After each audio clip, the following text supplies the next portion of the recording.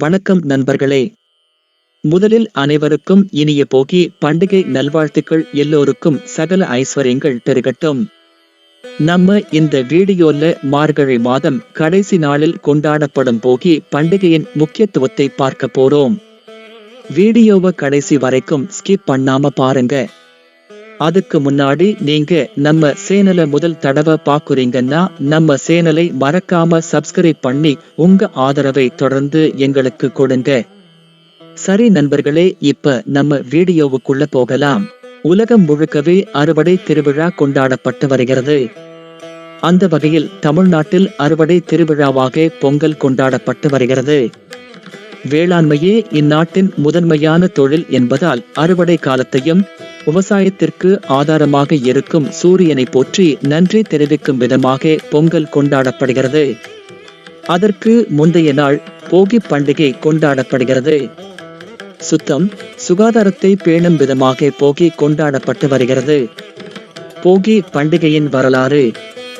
போகி பண்டிகை மழை கடவுள் என்றழைக்கப்படும் இந்திர பகவான் மற்றும் சூரிய பகவானுக்கு மரியாதை செலுத்தும் விதமாக கொண்டாடப்படுகிறது. இந்திர பகவானை வேண்டினால் நிலத்தில் விவசாயத்திற்கு தேவையான மழை பொழிந்து செல்வ செழிப்பு உண்டாகும் என்பது விவசாயிகளின் நம்பிக்கை. இதன் காரணமாகவே போகி கொண்டாட்டம் ஆரம்பித்ததாக வரலாற்று தகவல்கள் கூறுகின்றன. போகி பண்டிகை கொண்டாடும் நேரம் அதிகாலை பிரம்ம முகூர்த்த நேரத்தில் ஆரம்பித்து காலை 5 மணிக்குள் வீட்டில் தேவையில்லாத பழைய பொருட்களை கழித்து எரித்து விடுவது நல்லது. சூரிய உதயத்திற்கு பிறகு போகி நாளில் பொருட்களை நாம் எரிக்கக்கூடாது.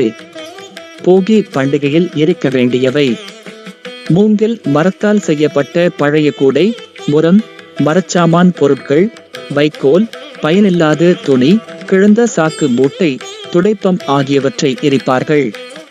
பழைய பொருட்களை மட்டுமல்ல, போகி அன்று நம்மிடம் உள்ள தீய பழக்கங்கள், மனதில் தேவையின்றி தேக்கி வைத்துள்ள குப்பைகள், துர்குணங்களை எரிக்கவும். அதாவது நம்மை பாதிக்கும் கோபம், பகைமை, வஞ்சனை, பொறாமை ஆகிய குணங்களை எரித்துவிடுங்கள். நல்ல விஷயங்களை மட்டுமே செய்ய வேண்டும் என்ற உத்வேகத்துடன் பயணியுங்கள். போகி பண்டிகை வழிபாடு முறை. போகி அன்று மாலை நேரத்தில் வீட்டில் வழிபாடு செய்யும் வழக்கத்தை நம் முன்னோர்கள் சொல்லி தந்துள்ளனர். முதலில் வீட்டு வாசலில் கூரை பூ வைக்கவும்.